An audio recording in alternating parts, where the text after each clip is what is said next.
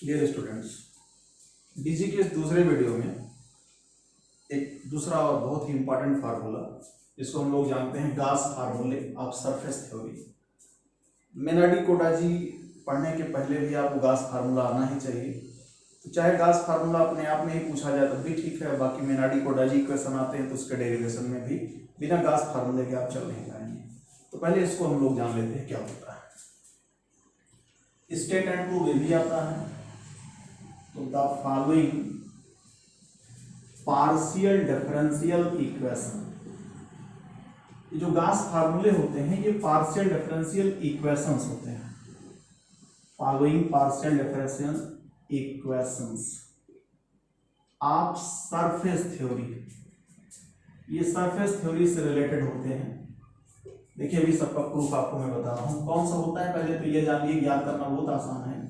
R11 होता है Ln plus lambda R1 plus Lmn lambda, अच्छा Lr1 है, लैम्डा R2 है। याद करना भी बहुत आसान है। अभी मैं लिख देता हूँ, उस पर समझा देता हूँ। यहाँ L के बाद M है, N कांस्टेंट बना हुआ है, L के बाद यहाँ M होता है, लैम्डा के बाद यहाँ पर म्यू आता है। थोड़ा सा ऑर्डर में याद करेंगे तो आपके लिए अच्छा रहेगा। तीसरा होता है R22 जो कि होता है NN, ये एक यूनिट वेक्टर होता है, यूनिट सर्फेस नॉर्मल। ये NR1 और लैम्डा म्यू, म्यू के बाद लैम्डा म्यू म्यू R2। यहाँ पर ये Lmn लैम्डा म्यू म्यू ये सब क्या होते हैं, इनको क्रिस्टोफल सिंबल्स कहा जाता है, क्रिस्टोफल कोफिशिएंट्स कहते हैं। इनको हम लोग को इवेल्युएट करना है। ये लिखा जाएगा where Lmn lambda mu and nu, ये सब के सब क्या है, आर कॉल्ड क्रिस्टोफल। इनको क्रिस्टोफल्स कोफिशिएंट्स कहते हैं। और ये फंक्शंस होते हैं, ये EFGH के फॉर्म में होते हैं और उनके डेरिवेटिव के फॉर्म में होते हैं। तो ये लिखने की फिलहाल जरूरत नहीं है कि इसके फंक्शन होते भी आपके सामने आ ही जाएगा। तो पहले इनका प्रूफ देखा जाता है कि कैसे इसको हम लोग प्रूफ करते हैं। एक का प्रूफ बताएंगे और एक का ही इवैल्यूएशन बताएंगे। बाकी दोनों को आप चाहे सिमिलरली लेते हैं क्योंकि एक ही काफी बड़ा हो जाता है। क्योंकि यहाँ पर L लैम्डा की वैल्यू निकालेंगे, सेम वे में M और म्यू निकलेगा। एक अच्छे समझ जाएंगे, दूसरा तीसरा आपसे सब हो जाएगा। बस आपको आगे बढ़ने के लिए केवल इसकी जरूरत है। बस अभी थोड़ी देर पहले आपको पिछले वीडियो में बताया गया था, we know that L second order fundamental coefficient बराबर होता है n डॉट R11। आपको पता है कि जो M है वो यूनिट वेक्टर होता है, यूनिट नॉर्मल वेक्टर होता है। तो आखिर में L क्या है अगर देखा जाए तो यहाँ पर जो L है ये सिंपली हो गया प्रोजेक्शन। किसका प्रोजेक्शन हो गया, ये प्रोजेक्शन हो गया ऑफ R11। किसका, किसके अलोंग हुआ, अलोंग यूनिट वेक्टर N। इसके डायरेक्शन में जो है ये क्या हो गया, प्रोजेक्शन हो गया। भाई ये चूंकि यूनिट वेक्टर है तो R11 डॉट, अगर कोई यूनिट वेक्टर है तो कंपोनेंट ही बताता है उस डायरेक्शन में।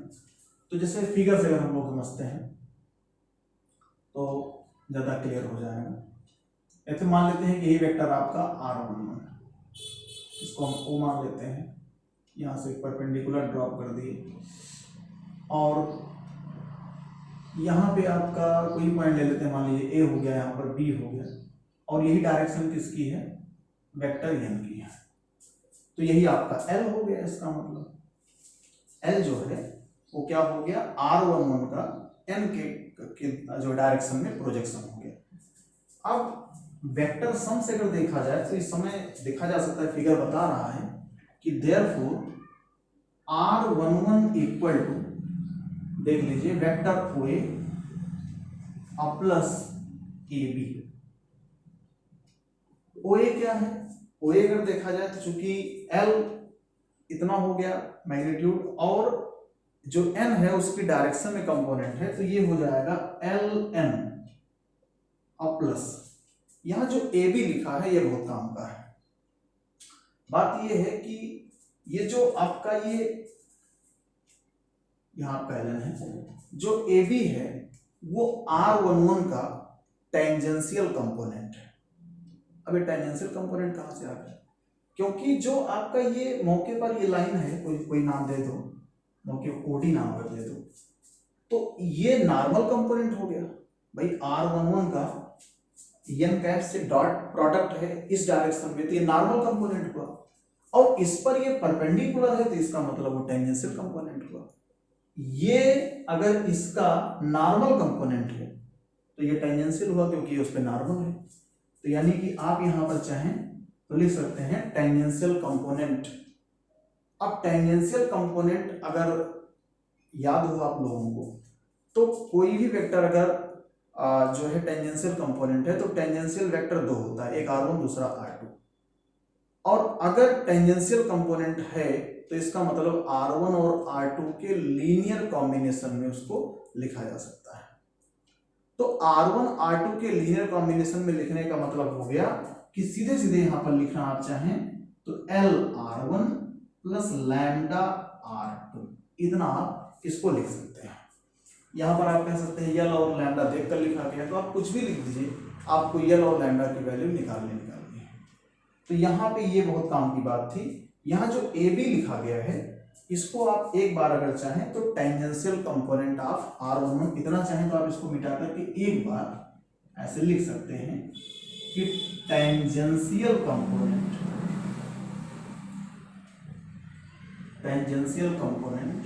Of R11।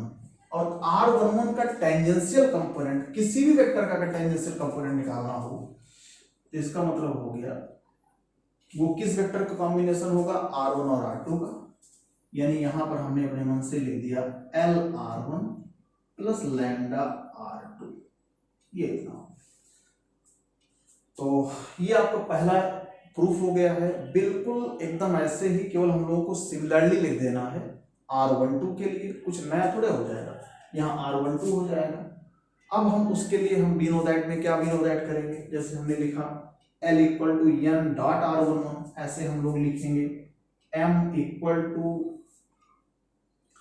N dot R12, ऐसे हम n equal to N dot R22 ऐसे लिखेंगे। तो ये सब आपका ऐसे आता चला जाएगा, तो इसको सिमिलरली आपको लिख देना है। अब हम एक का आपको अच्छे से इवैल्यूएशन बता दें कि ये L लैम्डा या म्यू इनकी वैल्यू हम लोग कैसे निकालते हैं। देखिए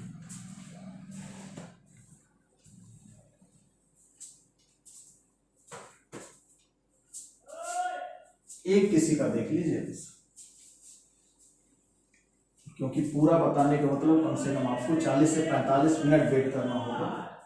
एक अच्छे समझ जाएंगे तो आसानी से आप इसको कर लेंगे।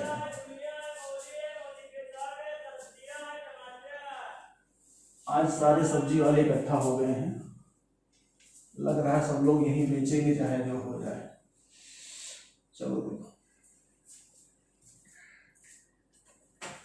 तो यहां पे इसका मतलब ये हुआ कि आपको मिल गया R11 equal to LN plus lambda R1 plus LR1 plus lambda R2, और इसको हमने कह दिया इक्वेशन 1।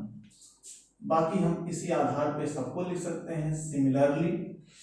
R12 अगर केवल प्रूफ करने के लिए आता है और आपसे ये नहीं कहता है आप इनकी सबकी वैल्यू निकालो,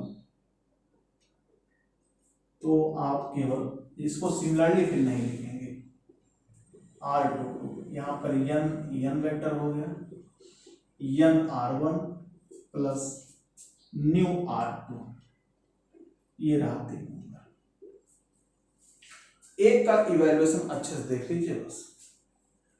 तो चलिए हम निकालते हैं evaluation of L and lambda, इसी एक का हम आपको बता रहे हैं। तो सबसे पहले वही पुराना रास्ता, taking dot product of equation number 1 with R1 and R2। एक बार हम लोग R1 से डॉट प्रोडक्ट लेंगे, एक बार R2 से डॉट प्रोडक्ट। तो R1 R2 से बारी बारी डॉट प्रोडक्ट लेने में देखो यहां मिल जाएगा आपको R1 डॉट R11, यहां पर मिल जाएगा LN डॉट R1 और उसके बाद L R1 डॉट R1, यहां मिल जाएगा lambda R1 dot R2। R1 dot R1 तो वही निकालना पड़ेगा, लेकिन ये वैल्यू आपको याद हो तो 0 होती है, ये वैल्यू E होती है और ये वैल्यू F होती है। अब एक आप पढ़े रहेंगे तो काफी हेल्प आपको मिलेगी। पता नहीं कौन सा मार्कर था, मिल नहीं रहा है। अब इसका मतलब ये हो गया कि LE plus lambda F equal to R1 dot R11, इसको हमने इक्वेशन 4 कह दिया। यही निकाल लें, फिर हम R2 से डॉट ले लेंगे, बस L और लैम्डा को तो हम लोग सिंप्लीफाई करके इसको निकाल ले जाएंगे। थोड़ा सा इसको आप लोग देखो ना, यहां से अगर देखा जाए तो E बराबर कितना होता है, E बराबर होता है R1 डॉट R1, चाहे आप R1 का स्क्वायर भी लिख सकते हो। अगर हम इसी का डिफरेंशिएशन कर दें U के रिस्पेक्ट में, विद रिस्पेक्ट टू U, तो ये बताओ यहां पर E का डिफरेंशिएशन तो हो जाएगा E1, क्योंकि U के रिस्पेक्ट में कर रहे हैं। और इसका कितना हो जाएगा, इसका हो जाएगा पहले 2R1 डॉट R11, क्योंकि U के रिस्पेक्ट में हो रहा है। इसका मतलब हुआ R1 डॉट R11 बराबर E1 बाई 2। इसका मतलब हुआ कि इक्वेशन नंबर 4 के पास हमको मिल जाएगा LE plus lambda F equal to E1 by 2, और ये इक्वेशन नंबर हो गया 5। आधा काम आप लोगों ने कर लिया है। फिर से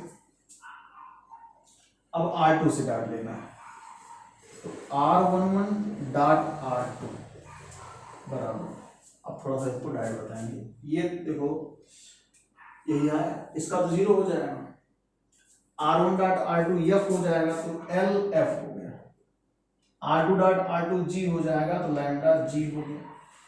हमको केवल यही R11 और R2 जो लिखा है इसी की वैल्यू हमको चाहिए, ये आपको थोड़ा सा ध्यान देना पड़ेगा।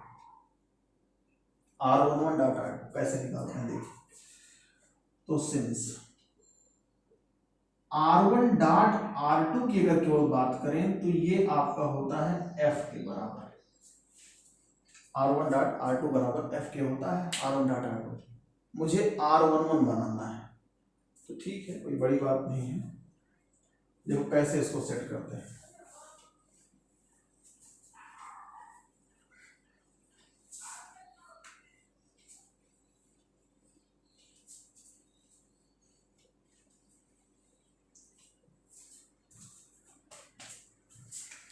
जरा इतने को लेकर चलो 9, यहां पे जो आपका लिखा हुआ है R1 डॉट R2 बराबर, आप ये सोचो कि अगर मैं यहां लिख दूं U के रिस्पेक्ट में R1 डॉट R2 का डिफरेंशिएशन, तो क्या सही है कि नहीं? ये देखो पहले R11 ये हो गया, डॉट R2 ये हो गया, लेकिन इसका डिफरेंशिएशन नहीं है।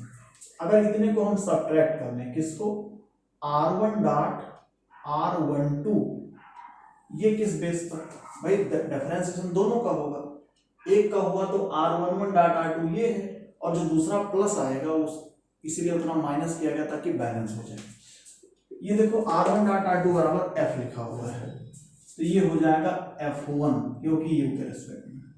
इसको हम क्या लिख सकते हैं? इसको थोड़ा सा अगर आप सोचो तो R1 आगे आया है, फिर R12 हुआ है, इसका मतलब B के रिस्पेक्ट में R1 स्क्वायर का डिफरेंशिएशन किया जाए तो 2 भी एक्स्ट्रा आएगा, तो 2 से डिवाइड कर दिया जाए, तो 2R1 डॉट R12 थोड़ा सा ध्यान तो भाई देना ही पड़ेगा, टेक्निकल है।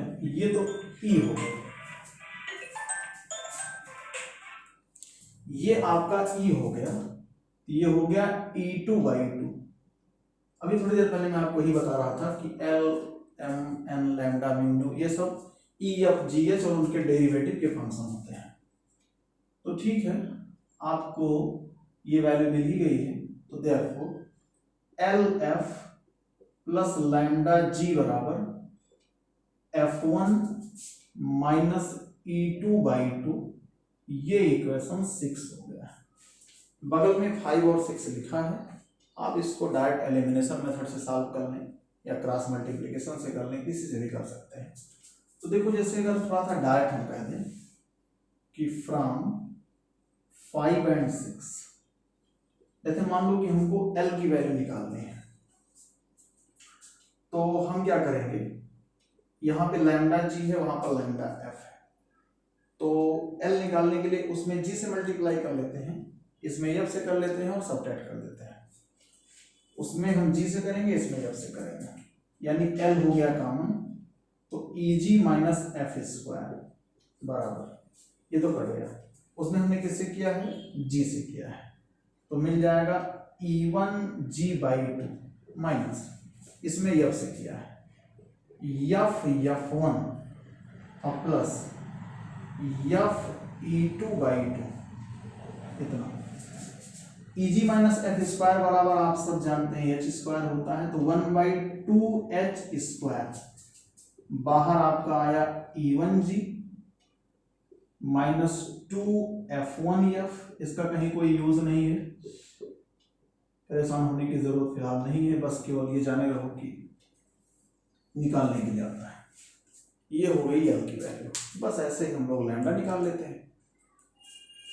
केवल आपको ये समझना है कि जब आप क्रॉस मल्टीप्लाई करते हैं और डॉट प्रोडक्ट लेते हैं इक्वेशन 1 का 2 का, तो उसके RHS को सॉल्व करने में दिक्कत नहीं है, लेकिन उसके LHS को थोड़ा सेट करना पड़ता है, जैसे कि हमने ये सब किया है। तो भी आपको एक बात और बता देता हूँ आल्सो। अब हमको किसकी वैल्यू चाहिए, अब हमको चाहिए वैल्यू लैम्डा की। तो ठीक है, यहाँ E है और यहाँ पर F है, तो यहाँ F से मल्टीप्लाई कर लेते हैं, यहाँ E से कर लेते हैं, इसमें से इसको सब्ट्रैक्ट कर देते हैं, किसी में से किसी कर दीजिए, तो लैम्डा EG माइनस यहाँ F से हुआ है तो F स्क्वायर इक्वल टू, यहाँ किससे मल्टीप्लाई हुआ था, यहाँ E से हुआ है, क्योंकि वहाँ E और वहाँ पर आपका F, तो E से होगा तो EF1 माइनस EE2/2, ये हो गया, और वहां पर हुआ है आपका F से माइनस E1F/2। ठीक है, तो यहां से लैम्डा कितना आ जाएगा, EG माइनस F स्क्वायर बराबर H स्क्वायर, और फिर से आपका ये 2 बाहर हो जाएगा, तो 2F1E माइनस E2E, और माइनस ढेर सारे माइनस हैं E1F, और ये वैल्यू हो गई लैम्डा की। कोई इसमें अच्छे को नहीं करना है ना, होता है। तो ऐसे ही हम लोगों को दोनों इक्वेशंस को बारी बारी, अब अगर ये आता है तो अकेले ये सेक्शन सी में अकेला ये क्वेश्चन सफिशिएंट है। अब आपको आगे का थोड़ा सा रास्ता मैं समझा दे रहा हूं, तो वो दोनों पार्ट आप लोग करेंगे।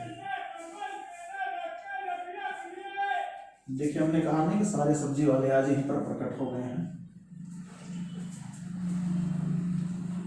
तो अब देखिए क्या करना है, ये आपको समझ में आ गया होगा। थोड़ा सेटिंग आपको हम समझा दें कि जैसे जो दूसरा इक्वेशन है जिसका नाम होगा R12, उधर का तो कोई दिक्कत नहीं, आप जब इसका R1 से डाट लेंगे तो इसको कैसे सेट करेंगे।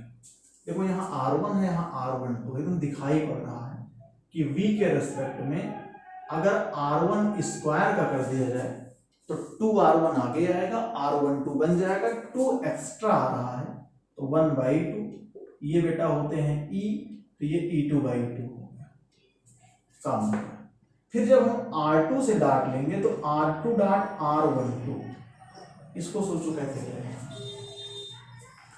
तो इसको दिखाई पड़ रहा है R2 आगे आया है और R2 का 1 माने कि U के रेस्पेक्ट में, इसका मतलब U के रेस्पेक्ट में R2 स्क्वायर का डिफरेंशिएशन हो 2R2 इंटू R21 और आगे 1/2 कर लो, ये G होता है, यानी कि ये हो गया G1/2। ये दूसरे का आपका काम बना देगा, दूसरा आपको सिंप्लीफाई करने में हेल्प मिल जाएगी। उसके बाद जो तीसरा होता है, देखिए जो तीसरा है वो है R22, इसका डॉट किससे लेंगे R1 से। अब ये तो डॉट नहीं सेट हो, देखो यहाँ R22 है, यहाँ R1 है, तो पहले तो हम इसको डेल डेल, यहाँ पर 2 है तो हमको V लिखना पड़ेगा। यहाँ मैंने लिखा R1 डॉट R2, तो पहले हम चलो R1 का नहीं कर रहे हैं, पहले हमने R2 का किया। R1 छोटा, R2 का क्या हुआ R22, यानी ये देखो इतना बराबर आ गया। लेकिन जब हम इस R1 का करेंगे तो R12 डॉट भी तो आएगा R2 के साथ, ये बेटा तो F होता है तो ये F2 हो गया क्योंकि V के रेस्पेक्ट में। ये कौन है, ये तो ऊपर लिखा था अभी ना, देखो शायद यही तो है, हाँ यही है, यही, यानी कि प्लस G1/2। देखो आसानी से सब सेट हो जाएगा। ऐसे लास्ट वाला जब आप R22 का डॉट R2 से लेंगे तो ये तो सबसे इजी है, सब R22 नजर आ रहा है, इसका मतलब V के रेस्पेक्ट में किसका करना है R2 स्क्वायर का और आगे 1/2 कर लेना है, यानी ये हो गया E2/2। अब आप इक्वेशन नंबर 2 और इक्वेशन नंबर 3 दोनों इक्वेशंस को बारी बारी R1 से डॉट R2 से डॉट और ऐसे सेटिंग करके L लैम्डा हमने निकाल ही दिया था, M म्यू N म्यू, ऐसे कैलकुलेट कर लेंगे, ये इतना होगा। तो बस आज के लिए इतना ही। नेक्स्ट वीडियो में आप लोगों को इसके बाद हम सीधे पढ़ाएंगे मेनार्डी-कोटाजी इक्वेशंस। 2 इक्वेशंस हैं, बहुत निश्चित रूप से काफ़ी आसान है। तो ठीक है, आप लोग पढ़ते रहिए। बहुत बहुत धन्यवाद।